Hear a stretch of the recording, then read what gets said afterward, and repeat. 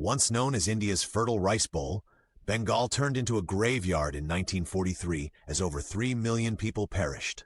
In the Great Bengal Famine, a catastrophe not born from drought but from brutal British policies. As World War II raged, British authorities under Winston Churchill implemented a ruthless scorched earth policy, seizing boats, confiscating rice, and crippling Bengal's food distribution, all in fear of a Japanese invasion.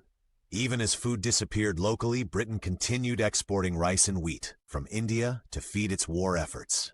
When desperate appeals for aid came, Churchill's government ignored them, prioritizing Europe's needs and dismissing Indian suffering with racist contempt, blaming the victims for breeding like rabbits.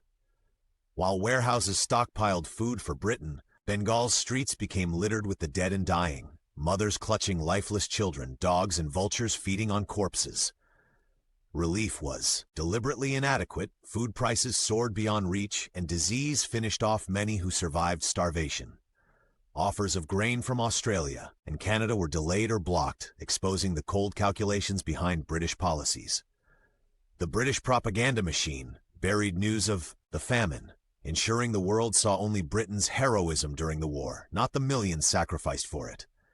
In official British histories, the famine was reduced to an invisible tragedy. But for India it remains a scar, a brutal reminder that colonial rule was never about civilization. It was about exploitation and death.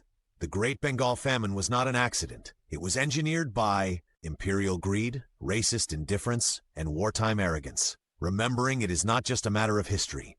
It is a duty to honor those whose lives were stolen by an empire that thrived while millions starved. Share this truth. Speak for the millions who died, voiceless. Because if we stay silent, history will erase them, and it will erase the lessons they paid for with their lives.